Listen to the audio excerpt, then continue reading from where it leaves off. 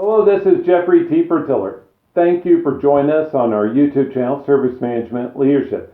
Today's video is number 28 in a very long series on ITIL Service Transition. This series is adapted from a BMC white paper, BMC the ITSM Toolmaker. Now I want to encourage you to look down below in the description. We have links to playlists that are related to today's topic. So today I want to talk about Service Asset Configuration Management, key process activity number 2, which is identifying your configuration items. So basically we are going to create an inventory of all of our CIs across our infrastructure, across our applications, across everything. We want to create an inventory, sometimes manual, sometimes done with a discovery tool, but we want to create this inventory so we know all the configuration items in our environment. We will look at how to prioritize those, how granular to go with those. We have other videos on those topics that we go much deeper. So we'll also talk about key identifying attributes. Let's stop right there and slow way down.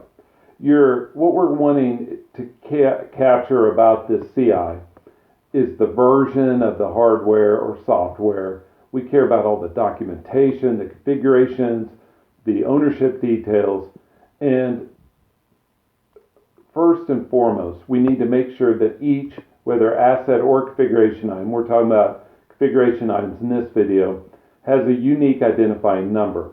Many organizations struggle with this. They do not give their CIs individual numbers. Let me give you an example. You have a server. That server has multiple hard drives, multiple pieces of memory. It also has different network cards or configurations, everything. And so when we talk about granularity, are all of those CIs, or is it just the server with each of those being attributes of that server?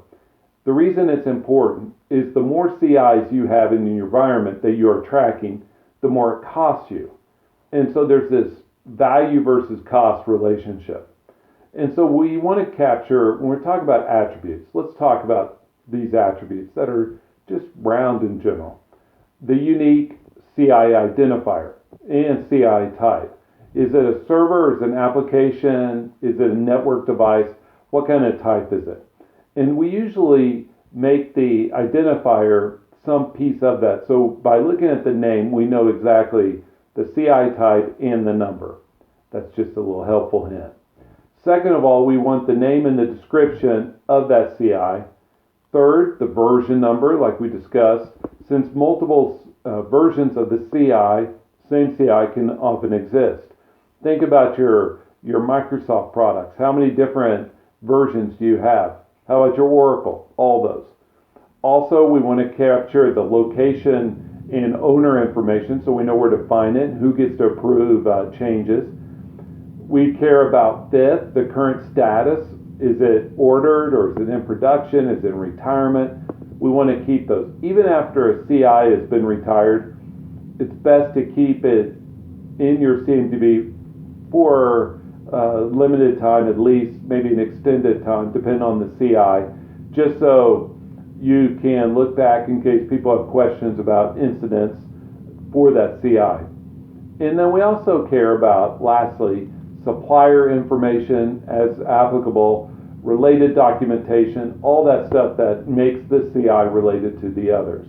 This is Jeffrey T. Fertiller. Thank you for joining us on our YouTube channel. Please like or share the video, subscribe to our channel, leave me feedback below. I'd love to hear from you. Have a great day.